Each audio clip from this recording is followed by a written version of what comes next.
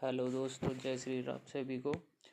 दोस्तों, जैसे कि आप बैनर में देख रहे हैं कि आज हम LD, OC, MD, CP, VI और HI इनमें डिफरेंस क्या होता है और किस प्रकार से कैटेगरी डिफाइंड की जाती है, आज हम इसके बारे में बात करेंगे। तो चलो स्टार्ट करते हैं। उससे पहले आप चैनल को सब्सक्राइब कर लीजिएगा, वीडियो अच्छे लगे तो लाइक कीजिएगा और कमेंट कीजिएगा। तो चलो स्टार्ट करते हैं। सबसे पहले है OC। दोस्तों, OC एक बड़ी कैटेगरी होती है। इसमें विकलांगता को डिफाइंड किया गया है। इसमें अलग अलग तरह की विकलांगता आती है जो अलग से डिफाइंड नहीं है, वो सभी इसी में आती हैं।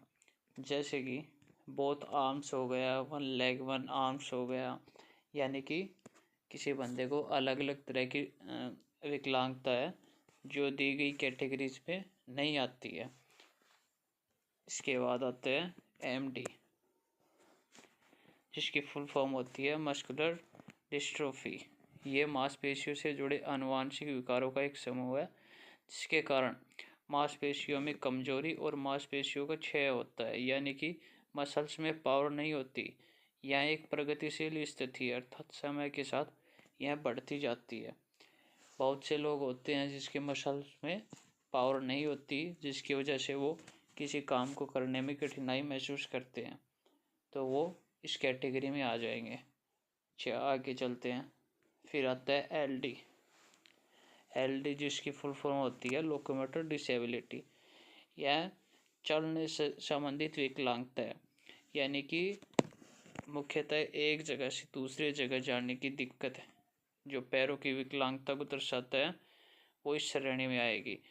इस श्रेणी में हड्डियों, जोड़ों, मांसपेशियों से जुड़ी विकलांगता भी आती है। चलने संबंधी विकलांगता व्यक्ति की गति में समस्या पैदा करती है, जैसे कि चलने में समस्या, उठने बैठने में समस्या, हाथ में किसी चीज़ को पकड़ने में समस्या, वो सभी लोग इस कैटेगरी में आएंगे। इसके बाद है CP, जिसका फुल फॉर्म होता है सेरिब्रल पाल्सी। यह एक ऐसी शारीरिक स्थिति है जिसमें मनुष्य में मस्तिष्क की क्षति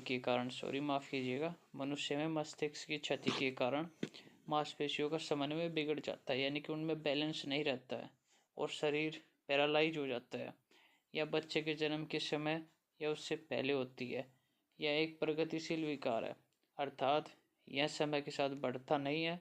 हालांकि मांसपेशियों के इस्तेमाल न होने के कारण समय के साथ स्थिति बिगड़ सकती है। वर्तमान में इस स्थिति का कोई इलाज नहीं है दोस्तों। ये बेसिकली बच्चे में जन्म के समय से ही होती है और इसका मुख्य कारण रहता है कि मस्तिष्क में, यानी कि दिमाग में ऑक्सीजन पर्याप्त मात्रा में ना पहुंच पाना। इसके बाद आता है VI, विजुअली इम्पेयर्ड, जो देखने की असमर्थता को प्रदर्शित करता है। यह एक दृष्टिहीन व्यक्ति कुछ भी नहीं देख सकता। दूसरे शब्दों में कहे तो दृष्टिहीनता वह स्थिति है जिसमें व्यक्ति अपनी दोनों आँखों से अंधेरे और उजाले का फर्क नहीं कर सकता। उसके बाद है HI है हियरिंग इम्पेयरमेंट। जैसा कि नाम से प्रतीत होता है, इस श्रेणी में उन लोगों को रखा जाता है जो सुनने में अक्षम है या उच्च सुनते हो। इस विकलांगता को भी दो अलग अलग भागों में बांटा जाता है, जैसे कि बहरापन हो गया जिसको बिल्कुल भी सुनाई नहीं देता, और जिसको उच्च सुनाई देता है, वो दोनों ही इस कैटेगरी में आएंगे। तो उम्मीद करता हूँ आपका ये कंसेप्ट क्लियर हुआ होगा और वीडियो अच्छा लगा होगा। Thank you. सपोर्ट कीजिएगा प्लीज़।